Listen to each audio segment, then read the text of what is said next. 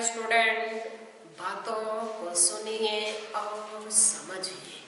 Class 9th chemistry first अध्याय matter in our surrounding से संबंधित हम लोगों ने जानकारी लेना शुरू किया, जिसमें हम लोगों ने जाना कि द्रव्य किसे कहते हैं, द्रव्य की प्रॉपर्टीज क्या होती है, द्रव्य की कितनी अवस्थाएं होती हैं। इसके अलावा भी हम लोगों ने कुछ और जनरल प्रॉपर्टीज के बारे में जानकारी लेना शुरू किए कि हिमांक क्या होते हैं, गलनांक क्या होते हैं। इन सब से संबंधित हम लोगों ने जानकारी लिया। एक हेडिंग डाल करके हम लोगों ने छोड़ दिया था क्वथनांक। आज यहीं से अपने बातों की शुरुआत होगी। जिन लोगों ने हेडिंग नहीं लिखा वो लोग हेडिंग लिख देंगे। सबसे पहले क्वथनांक, बॉइलिंग पॉइंट। क्वथनांक, बॉइलिंग पॉइंट, इसी के बारे में हम लोग जानकारी लेंगे। गलनांक में हम लोगों ने क्या जाना था, जब कोई चीज गलती है तो उसे गलनांक कहते हैं, जब कोई चीज जमती है तो उसे हिमांक कहेंगे। गलेगी कौन चीज, ठोस चीजें गलती हैं।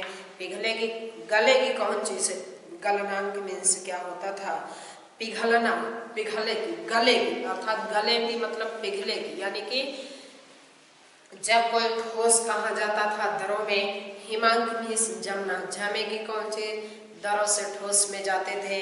अब है क्वथनांक।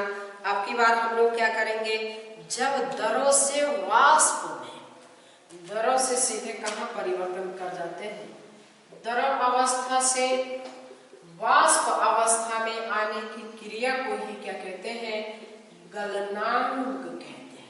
गलनांक किसे कह देंगे हम लोग, और पढ़ के हम लोग क्वथनांक पढ़ते हैं। बॉइलिंग पॉइंट मतलब क्वथनांक, सॉरी क्वथनांक। तो क्वथनांक किसे कह देते हैं, द्रव अवस्था से वाष्प अवस्था में आने की क्रिया को ही क्या कहते हैं, क्वथनांक कहते हैं। लिखिएगा, जब कोई पदार्थ वायुमंडल के मानक दाब और ताप पर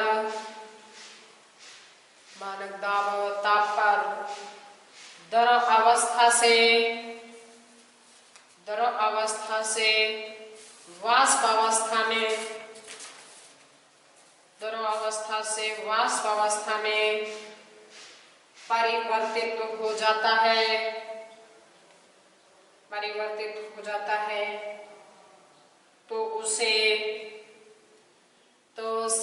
पदार्थ का क्वथनांक कहते हैं। तो उसे पदार्थ का क्वथनांक कहते हैं। नेक्स्ट हेडिंग लिखेगा वाष्पन। हेडिंग नेक्स्ट है नंबर 4 की हेडिंग लिखेगा वाष्पन। वाष्पन मतलब कि इवेपोरेशन।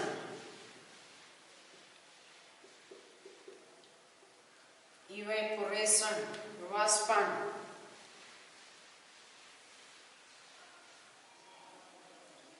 देखिए, आपने देखा होगा, जल को अगर खुला छोड़ दिया जाए तो उसके ऊपरी सतह से वो कहाँ चले जाते हैं, भाप बनकर ऊपर चले जाते हैं, मुक्त होकर कहाँ, ऊपर का मतलब एटमॉस्फेयर में, वायुमंडल में चले जाते हैं। जल को खुला छोड़ दिया जाता है तो ऊपरी पृष्ठ से द्रव के अणु एटमॉस्फेयर में चले जाते हैं। इस क्रिया को ही क्या कहते हैं, वाष्पीकरण या वाष्पन कहते हैं।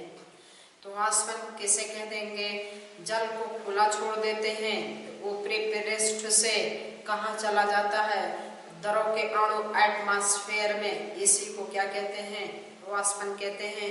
लिखिएगा आप लोग, जल को खुला छोड़ देने पर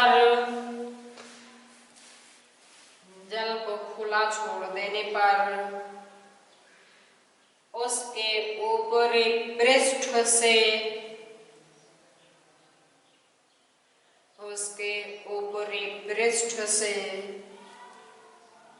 द्रव के अणु मुक्त मुक्त होकर वायुमंडल में जाते रहते हैं, मुक्त होकर वायुमंडल में जाते रहते हैं। तो इस क्रिया को ही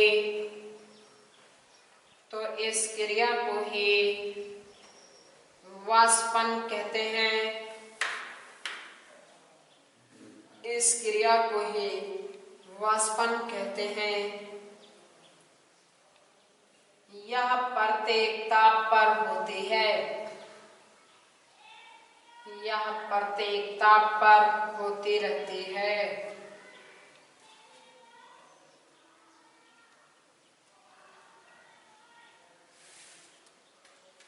नंबर 5 की हेडिंग लिखिएगा संघनन।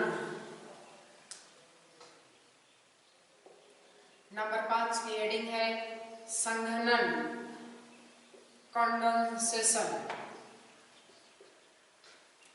नंबर 5 की हेडिंग क्या है? संघनन, कंडेंसेशन। अब बातें सुनिए, संघनन किसे कहते हैं? वाष्प से द्रव में आने की क्रिया को ही क्या कहते हैं? संघनन कहते हैं। वाष्प अवस्था से द्रव अवस्था में परिवर्तित होने की क्रिया को ही क्या कहते हैं? संघनन कहते हैं। लिखिएगा इसके अंतर्गत किसी पदार्थ की वाष्प के द्रव अवस्था में परिवर्तित होने की क्रिया को संघनन कहते हैं। परिवर्तित होने की क्रिया को संघनन कहते हैं। नंबर 6 की हेडिंग लिखिएगा ऊर्ध्वपातन। नंबर 6 की हेडिंग ऊर्ध्वपातन। ऊर्ध्वपातन मतलब कि सबलिमेशन।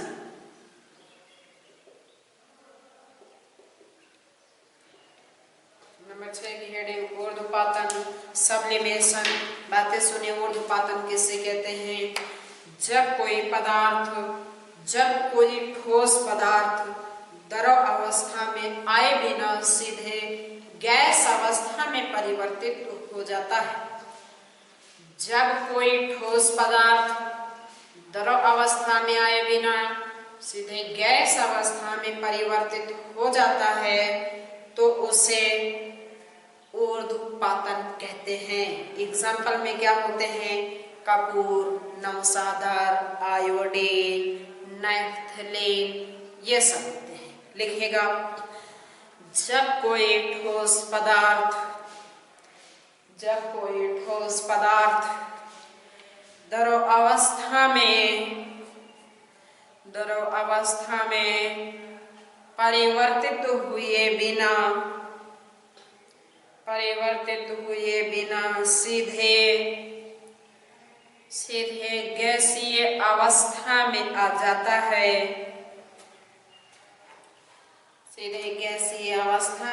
जाता है। तो उसे ऊर्ध्वपातन कहते हैं। एग्जाम्पल में लिखेगा आयोडीन। एग्जाम्पल में आयोडीन, ब्रैकेट में फॉर्मूला लिख दीजिएगा I2, कपूर C2Cl6, हेक्साक्लोरोएथेन। कपूर का फार्मूला C2Cl6, आर्टिफिशियल कैम्फर होती है। नवसादर NH4Cl। एक और होते लिख दीजिएगा नैफ्थलीन।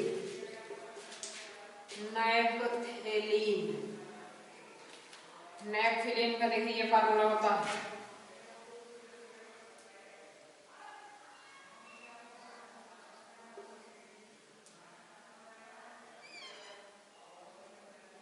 यही आपकी नेपथिलीन है।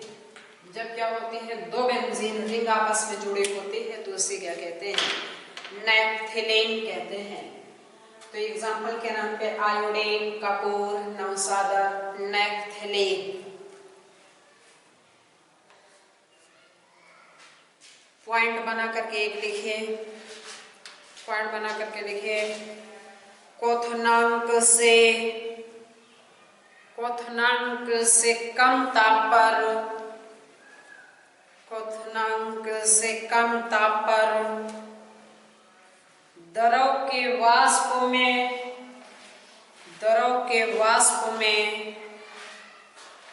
परिवर्तित होने की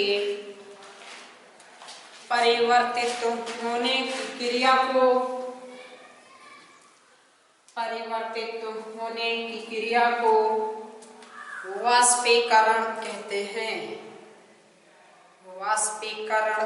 हैं। नेक्स्ट हेडिंग लिखिएगा, वाष्पीकरण को प्रभावित करने वाले कारक,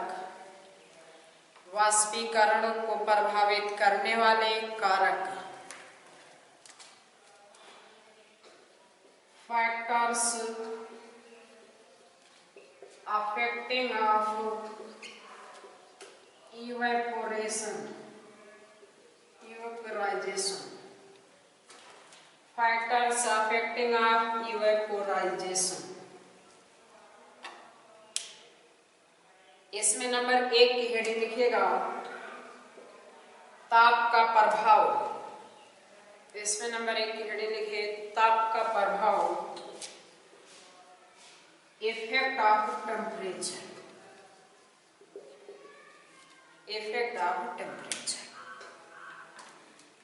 हेडिंग ही डाल करके छोड़ दीजिए।